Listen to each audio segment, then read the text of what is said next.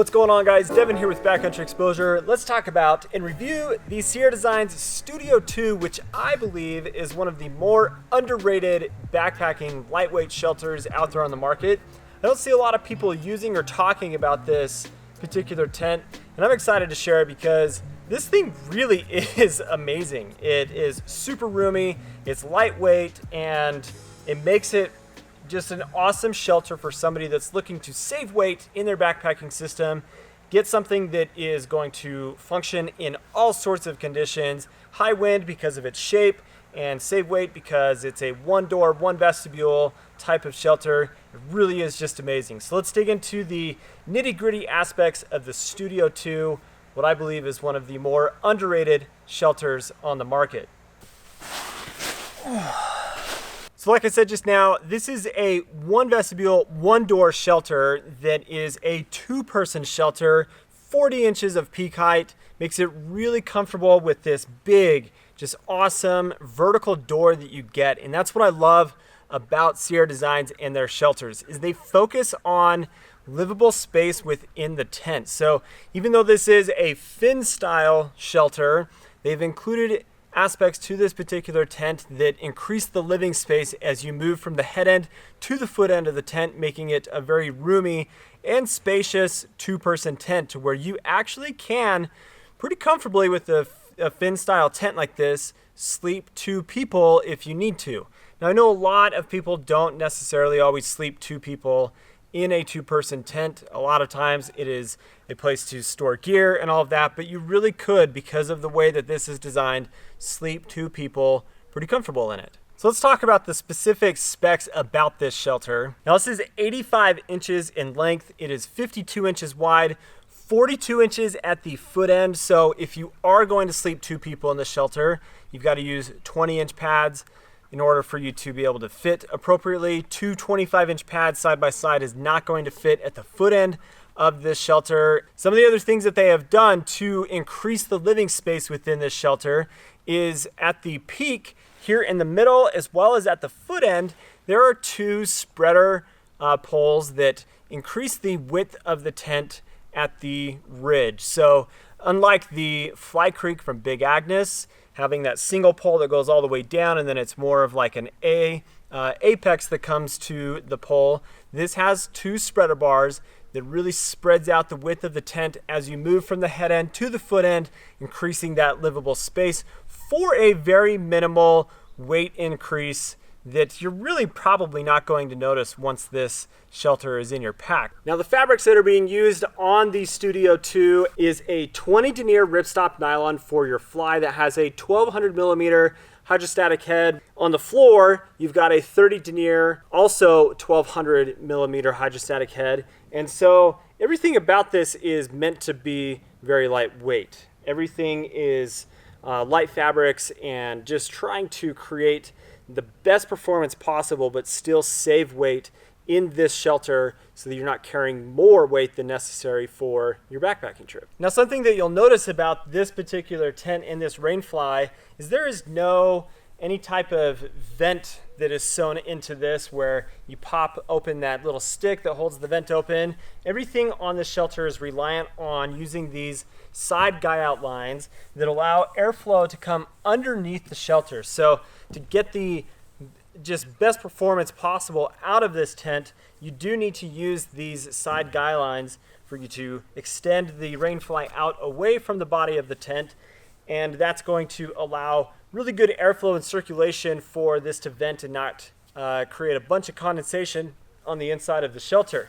And as you move down through the back of the tent, the shape of this, when positioned correctly for the type of elements or weather that you are going to be experiencing, if you are putting this directionally into the wind, this fin style design is great for just really breaking that wind and making it so your shelter isn't like blowing all over the place, or you're not broadsiding and creating a big issue that way. If I face the rear of the tent into the wind, it's just going to come up this, it's going to blow off of it, and it's not going to push and collapse the tent. But with the pole structure that you have here, I'm going to take the Rainfly off here in a second. This really allows for a lot of movement and for it to take the minimal amount of weather that you would experience, hailstorms, heavy rain, and that kind of thing, but a heavy snowstorm is basically going to collapse this tent. It's not designed to carry that kind of load with the way that it's designed, but really comes down into a nice fin. You've got this big, broad, wide foot end, which is nice, and then it all comes down into a single pole.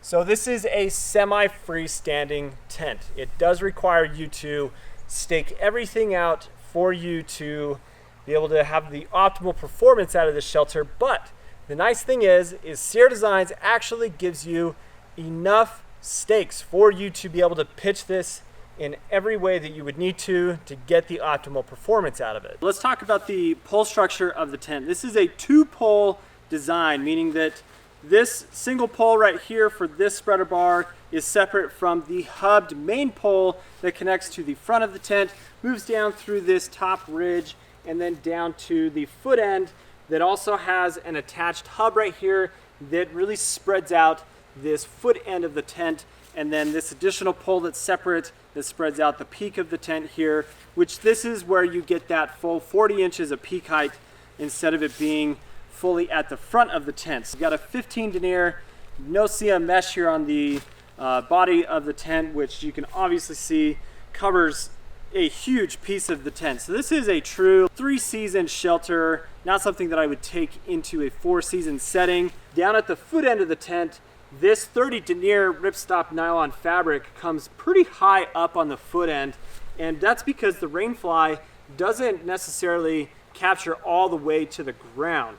And that's fine because this floor material still has that 1200 millimeter hydrostatic head. It's waterproof, it's gonna protect and not be an issue, and so that's the reason for that. Talking about the front end of the tent here, what's unique is they've put a 160-degree angle here on this hub, and so what that does is it truly creates like a full vertical wall here in the front, so I don't lose living space from the head end of the tent leaning in. All right, so let's get finished up with this review and talk about the things that I don't like about this particular tent. One of the things that is majorly lacking in this is internal storage stuff.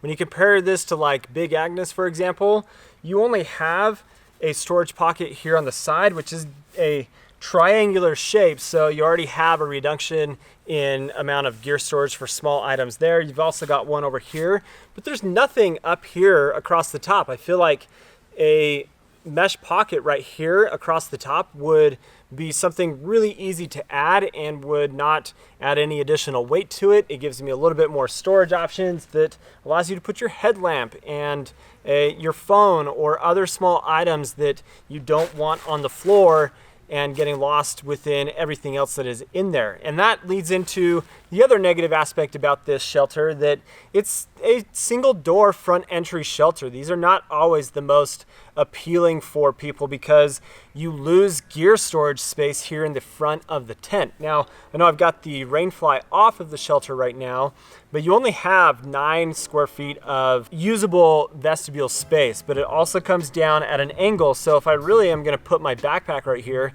it's not necessarily a viable option because in the middle of the night, when I've got to get up and go to the bathroom, I'm gonna slide around here and I'm gonna open the door, and if I've got all this stuff in my way, it makes getting out of the tent more difficult than if I've got a side entry shelter like the Sweet Suite, for example, or the Copper Spur from Big Agnes, where I've got a 2-door, 2-vestibule option that really just makes getting in and out of the tent with more vestibule space a lot easier. But those shelter styles do also add more weight because there's more fabric, more zippers, and that kind of thing. But for a single person, it still works, but it's not the ideal situation for gear storage. So if you've got 2 people in this tent, find somewhere else to put your gear because it's not gonna fit in here. And that is the biggest downside to this particular tent. Those really are the biggest downsides to this particular tent. Other than that, I love it. Well, and I should say one more negative. I gotta get past the color aspects of these tents. The more time I spend with this particular colorway that Sierra Designs has come out with, the less I enjoy it. The white is really bright. The blue and yellow are very bright, and I wish that they would at least have a second option of color. And I know that other reviewers have talked about Sierra Designs in this way, so I'm preaching to the choir in that aspect. So anyway, guys, that is the Studio 2 from Sierra Designs, a 3-pound, 3-ounce lightweight backpacking shelter that I honestly think is very underrated for what's available out there on the market. It may not be available for much longer from Sierra Designs because this is not a new design from them or a new product from them. So if you're interested in this, definitely check it out. Pick one up before it's not available and gets discontinued, because that could happen in the foreseeable future. So thanks for watching, guys. If you're not subscribed to the channel, please do subscribe. I hope you have an awesome day. We'll catch you on the next video. See you later.